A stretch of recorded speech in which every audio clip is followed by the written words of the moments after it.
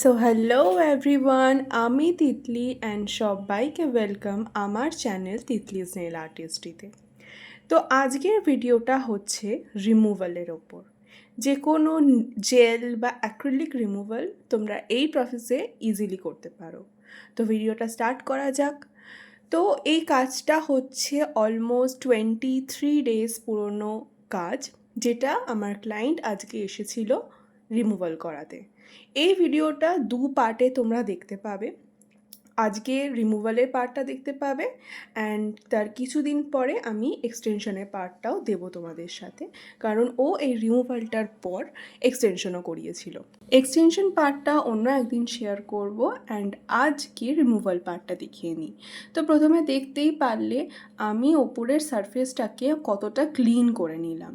যে নেল পলিশটা ছিল ওটাকেও আমি ড্রিল মেশিনের সাহায্যে তুলে নিচ্ছি অ্যান্ড এটা অ্যাক্রিলিক এক্সটেনশন যেহেতু ছিল, অ্যাক্রিলিকটাকেও আমি ড্রিল মেশিনের সাহায্যে অনেকটা রিমুভ করে দিচ্ছি। অলমোস্ট তোমাদেরকে 50-60% ড্রিল মেশিনের সাহায্যে ড্রিলিং করে নিতে হবে। এটা তোমরা চাইলে বানানা ফাইলার দিয়েও করতে পারো।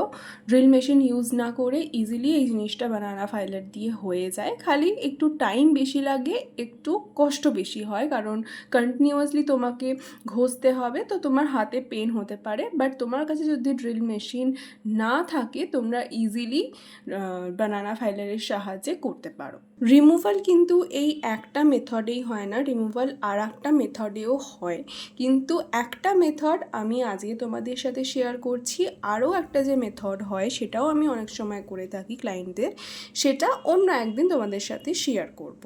ড্রিল মেশিন তোমরা যখন ইউজ করবে তখন খুব ভালোভাবে সাবধানে ইউজ করবে, কারণ ড্রিল মেশিনে যখন তোমরা রিমুভ করছো তোমরা প্রেশারটা অনেক সময়, যারা বিগিনার থাকে তারা প্রেশারটা অনেক সময় বুঝতে পারে না যে কতটা প্রেশার দিতে হবে।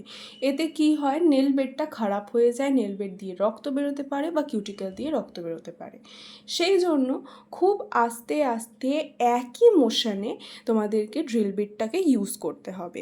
তো তোমরা দেখতে পাচ্ছ যে আমি রাইট সাইড থেকে লেফট সাইডের দিকে কিন্তু যাচ্ছি। নিচের এরিয়াটা যে এরিয়াটা বেড়ে রয়েছে সেই এরিয়াটা আমি লম্বা লম্বা টানছি অ্যান্ড যে কিউটিক্যালের সারফেসটা আছে কিউটিক্যালের সারফেসটা থেকে আমি ডান দিক থেকে বাঁ দিকে নিয়ে যাচ্ছি। এই প্রসেসে তোমরা অলওয়েজ নেল ড্রিলিং করবে। যখন তোমরা এক্সটেনশনও করছো ঠিক এই প্রসেসেই করবে, আর যখন রিমুভাল করছো ঠিক এই সেম প্রসেসটাই ইউজ করবে। এরপর আমি টিপ কাটারের সাহায্যে যে নেলটা বড় হয়ে রয়েছে ওই নেলটাকে কাট করে দেব। তোমরা এটা চাইলে ড্রিলিং করার শুরুতেও করতে পারো। আমি কিছু কিছু সময় শুরুতে করি, কিছু কিছু সময় শেষে করি, কারণ অনেক সময় কি হয়, নেলটা না অনেকটা মোটা থাকে। তো মোটা থাকলে অনেক সময় যে যাদের সেন্সিটিভ নেল বেড হয় তাদের পেন হতে পারে যখন মোটা থাকা অবস্থায় আমরা কাটি। তো সেক্ষেত্রে তখন কি করা যায়, তখন আমরা ড্রিলিং করে যেহেতু 50-60% অ্যাক্রিলিক তুলে ফেলছি বা জেল তুলে ফেলছি, তো নেলটা অনেকটা পাতলা হয়ে যাচ্ছে, যে এক্সটেনশন করা নেলটা অনেকটা পাতলা হয়ে যাচ্ছে। তো সেক্ষেত্রে যখন পাতলা হয়ে যাচ্ছে তারপর তোমরা যদি টিপ কাট করো তাহলে তাদের আর সেই পেনটা হয় না। তো চেষ্টা করবে এই প্রসেসটা ফলো করার। তোমরা আগেও করতে পারো বা পরেও করতে পারো, কমপ্লিটলি তোমাদের ওপর, তোমাদের যেটা সুবিধা হয় তোমরা সেটা করতে পারো। এরপর যে যে প্রোডাক্টসগুলো আমরা ইউজ করব সেটা হচ্ছে অ্যাসিটোন, কটন আর ফয়েল পেপার।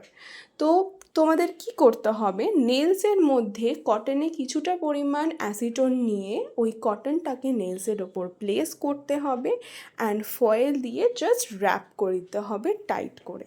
তোমরা চাইলে ফয়েল স্কোয়ার করে কেটে আলাদা করে রেখেও দিতে পারো, বা ক্লায়েন্ট আসার আগে বা ক্লায়েন্টের সামনে ওটাকে কাট করে ছোট ছোট পিসের করে নিতে পারো। তোমরা নর্মাল বাজারে যে ফয়েল রোল পাওয়া যায়, যেটা দিয়ে আমরা সাধারণত পিকনিকের খাবার প্যাক করি, সেই ফয়েলই কিনে নিতে পারো, কারণ আমি ওই ফয়েলই ইউজ করি। জাস্ট ওটাকে কেটে নিয়ে যেরকমভাবে র্যাপ করছি ঠিক এই প্রসেসে র্যাপ করে দেবে, দ্যাটস ইট।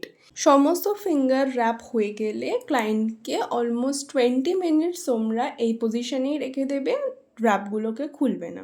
ঠিক 20 মিনিট পর তোমরা র্যাপগুলোকে খুলে দেবে। তারপর দেখবে তোমরা অ্যাক্রিলিক বা জেল যাই বেস করে থাকো না কেন সেটা একটু পরিমাণ নরম হয়ে গেছে। তো তারপর তোমরা যখন অল্প অল্প করে স্ক্রেপ করবে বা জিনিসটাকে তোলার চেষ্টা করবে, দেখবে অনেকটা জিনিসটা নরম হয়ে গেছে, যাই বেস থাকুক না কেন, অ্যাক্রিলিক থাকলে অ্যাক্রিলিক, জেল থাকলে জেল। তো তোমরা খুব ইজিলি জিনিসটাকে রিমুভ করে দিতে পারো। এরপর নর্মালি কিউটিক্যাল কাটার নেল কাটার দিয়ে অল্প অল্প করে তোমরা একটু প্রেশার দিতেই দেখবে নেলগুলো উঠে আসছে বা অ্যাক্রিলিকগুলো উঠে আসছে। ঠিক এরকম প্রসিডিওরে তোমরা নেলটাকে ইজিলি রিমুভ করে দিতে পারবে। তোমরা তোমাদের ভ্যানিটিতে অবশ্যই একটা নেল কাটার রাখবে, কারণ শুধুমাত্র রিমুভালের জন্য না, নর্মাল এক্সটেনশন করার সময়ও নেল কাটার লাগে আমাদের।